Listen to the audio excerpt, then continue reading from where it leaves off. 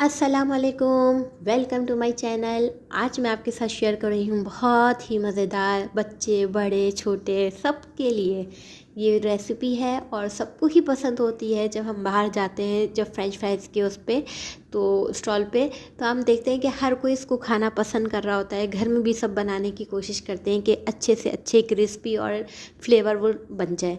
तो आज मैं आपके साथ वही रेसिपी लेकर आई हूँ। इसमें मैंने काफ़ी साल मेहनत की है, काफ़ी टाइम मैंने इसको बनाया है हर तरीके से, और ये बहुत मुख्तलिफ़ तरीक़ों से भी बनते हैं। तो आज एक तरीका लेकर आई हूँ जो कि आप बहुत इजी है, और आप बनाएंगे तो आपको उम्मीद है कि बहुत अच्छे भी लगेंगे और क्रिस्पी भी बनेंगे और आपको मज़ा भी आएगा। तो रेसिपी स्टार्ट करते हैं। सबसे पहले आपने क्या करना है, चैनल को सब्सक्राइब कर देना है और फिर वीडियो वॉच करते हैं। तो यहाँ पे हमारे पास है आलू। ये रेड कलर के जो होते हैं, ये वाले आलू इस्तेमाल करने होते हैं। ये ख़ास फ्रेंच फ्राइज़ के लिए होते हैं, ठीक है। और जो दूसरे वाले जो होते हैं, छोटे वाले, जो हम सालन वगैरह में बनाते हैं, वाइट कलर के जो आलू होते हैं, वो हमारे नॉर्मल रूटीन के आलू होते हैं जिसमें सालन, सब्जियां और चावल वगैरह बनते हैं। तो जो है, आप अगर आपके पास पॉसिबल हो, अगर आपको ये इस तरह के आलू मिल जाएं तो आप ये मंगवा लें और आराम से आप मंगवा के इसको रख लें और इसके फ्रेंच फ्राइज़ बनाएं, ठीक है। तो ये होता है कि इससे ज़्यादा क्रिस्पी, खाने में भी मज़ेदार, और जो बाहर आप चाहते हैं, बाहर जैसा लुक आता है मैकडोनल्ड, केएफसी के फ्रेंच फ्राइज़, ये उस वाले लुक आपको देगा। बस हम इसमें थोड़ा सा फ्लेवर ऐड करेंगे। यहाँ पे मैंने 2 आलू ले लिए। पीछे बैग पे मज़ीद कट रहे हैं, ये ना समझिएगा सिर्फ 2 आलू पे इक्तफ़ा होगा, ये बहुत सारे बनते हैं। और इसके बाद यहाँ पे मैंने इसको पील कर लिया। पील करने के बाद आपने इसे स्लाइस में बारीक बारीक काट लेने हैं, बारीक मोटे जिस तरह आपको पसंद हो आप उस तरह से काट लें। और यहाँ पे मैंने इसको कट कर लिया। अब यहाँ पे देख लें, जो चीज़ों की आपको ज़रूरत होगी आप एक बार उसको मंगवा के रख लेंगे तो आपकी ज़िंदगी आसान और बाहर के फ्रेंच फ्राइज से जान छूट जाएगी। कॉर्नफ्लावर यहाँ पे सबसे पहले मैंने लिया है 2 टेबल स्पून, मैदा है 2 से 3 टेबल स्पून, और नमक थोड़ा सा 1 टीस्पून। इसके अलावा यहाँ पे मेरे पास ब्रोस्ट मसाला है। अगर आप थोड़ा सा स्पाइसी चाहते हैं तो आप इसकी जगह आप शामिल कर दें टिक्का मसाला या तंदूरी मसाला। इसके अलावा यहाँ पे मेरे पास है चावल का आटा, जो होता है चावल का पाउडर। तो चावल, ये सब चीज़ें आप मंगवा के रख लेंगे तो ये काफ़ी टाइम जो है वो आपके चलता रहेगा।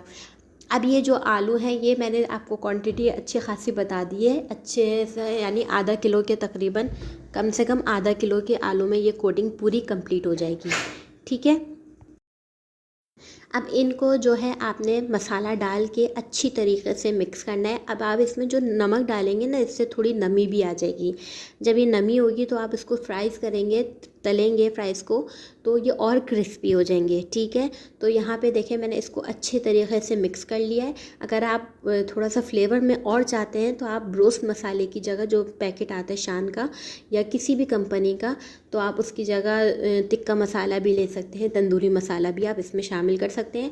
और चाहे अगर ये तीनों चीज़ें नहीं हैं तो आप चिकन पाउडर का भी इस्तेमाल कर सकते हैं, बेहतरीन फ्लेवर आएगा, ठीक। यहाँ पे मैंने गरम तेल में, ना ज़्यादा तेल गरम हो कि बिल्कुल जलने वाला हो और ना ज़्यादा ठंडा हो कि बिल्कुल बैठ जाए, मतलब ठंडे तेल में आप फ्रेंच फ्राइज़ डाल दें तो भी आपके फ्रेंच फ्राइज़ बिल्कुल भी अच्छे नहीं बनेंगे।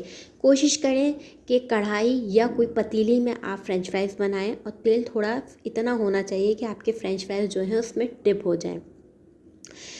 इसके अलावा आपको दूसरी ये है कि आप जो है फ्रेंच फ्राइज़ को ढककर भी पका सकेंगे। जब आप ढककर भी पकाएंगे तो भी आपके फ्रेंच फ्राइज़ जो हैं वो क्रिस्पी होंगे। ये देखें, ये पहला बैच हमारा निकला है और माशाल्लाह से हमारे बच्चे तो पीछे कंट्रोल में ही नहीं आ रहे थे। तो ये दोबारा फिर मैंने इसको कटिंग की और फिर दोबारा इसको फ्राइज़ को तला।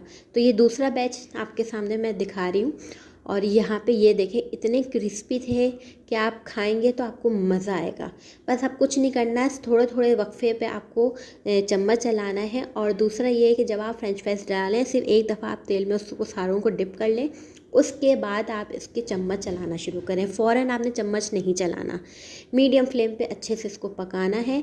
और छन्नी की मदद से आप इसे निकालें, टिश्यू पेपर में रखें या किसी स्टील के बर्तन में रखें, जिससे आपके फ्रेंच फ्राइज़ जो हैं वो क्रिस्पी होंगे। आप देखेंगे जो फ्रेंच फ्राइज़ वाले होते हैं वो क्या कहते हैं, उनके पास एक हॉट पॉट होता है जिसमें वो स्टील का बर्तन लगा हुआ होता है। दूसरा क्या होता है कि वो छन्नी में रखते हैं, जिससे फ्रेंच फ्राइज़ थोड़े क्रिस्पी रहते हैं।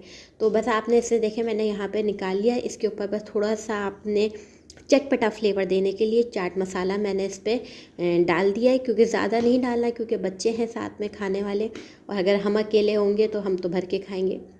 बहरहाल यहाँ पे जो है फ़्रेंच फ्राइज़ तैयार हो चुके हैं। इस रेसिपी को आपने ज़रूर ट्राई करना इस तरह से, और फिर आपने आके बताना है कि आपके फ़्रेंच फ्राइज़ कैसे बने।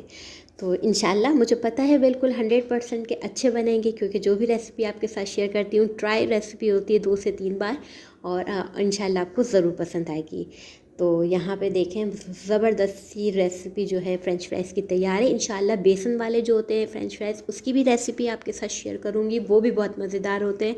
वो बारिशों के मौसम में खाने में एक अलग मज़ा है, मगर बच्चे इतना उसको पसंद नहीं करते, तो इसलिए आज बेसिक मैंने आपको शेयर किया है।